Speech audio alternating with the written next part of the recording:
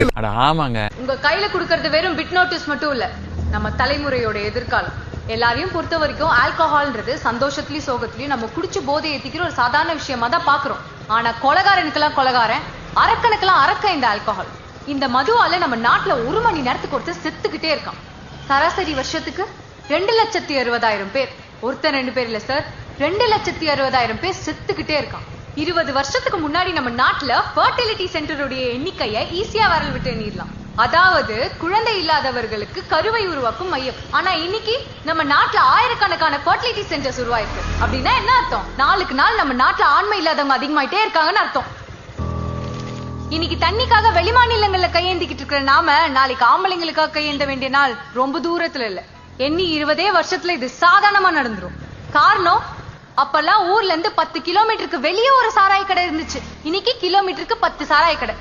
அதுவும் நம்ம ஊருக்குள்ளேயே, நம்ம வீட்டு பக்கத்திலேயே. 2004 வரைக்கும் 3000 கோடியா இருந்த நம்ம டாஸ்மாகோட ஆண்டு வருமானம் இன்னைக்கு 52,000 கோடியா மாறி இருக்கு. அதாவது குடிக்கிறவனோட எண்ணிக்கை 18 மடங்கு அதிகமா இருக்கு.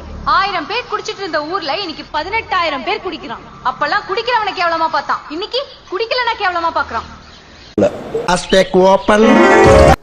குட்டி எங்க போச்சு?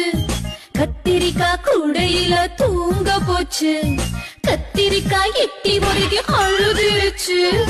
அம்மா வந்து கொஞ்சினதோ சிரிச்சிடுச்சு. நான் ஒரு முளை கயிறு தருகிறேன், அதை வாங்கி கொண்டு போய் ஒத்த புளிய மரத்தில் தூக்கில் தொங்குங்கள். இந்த பெண் ஒரு ஆணுக்காக வெளிமாநிலத்தில் இனிமேல் கையேந்தும் நிலைமை வரும்னு சொன்னாங்க. அப்போ எவ்வளவு ஒரு கொச்சையான செல். இதை கேட்டு ஒவ்வொரு தமிழனும் துடிக்கணும். ஒவ்வொரு குடும்பத்துக்கும் அவனுக்குன்னு மனைவி இருக்காங்க, ஒரு மகன் மகள் இருப்பாங்க. அப்போ நீங்கள் இறப்பதனால அவங்க மேலே உங்களோட திணிக்கப்படுகிறது குடும்பத்தை நடத்துறதுக்கு. இதனால் என்ன பிரயோஜனம்? ஒரு அரசியல்வாதிய தலைவனை நல்ல என்னைக்கு தமிழன் இல்லாதவன் வந்தானோ தமிழ்நாட்டுக்கு ஆளை, அப்பயே தமிழ்நாட்டின் முற்றிலும் சீர்குலைஞ்சிருச்சு. நம்மளை குடிக்க வச்சு அவங்க கொத்தடிமையாக மாற்றிட்டாங்க அவங்களுக்கு. இது போன்ற நிலைமை மீண்டும் தொடரணுமா? இனிமேல் குடிக்கும் பொழுது ஒவ்வொருத்தரும் சிந்திங்க, நீங்கள் ஆண்மை உள்ளவனாக இருக்கணுமா இல்லை குடிச்சு கொத்தடிமையாக இருக்கணுமா? ஒரு காலத்துக்கு உலகத்துக்கு வழிகாட்டியாக இருந்தவன் தமிழன். கட்டிடக்கலையிலையும் எல்லா சர்வத்திலையும் தமிழன் வந்து ஆண்டான். அந்த உலகை ஆண்டவன் இன்று தலை குனிந்து இது போன்று வெட்கக்கேடான ஒரு கேள்விக்கு தமிழச்சியின் கேள்விக்கு ஆளாக்கப்பட்டிருப்பது மிகவும் வருத்தத்துக்குரியது.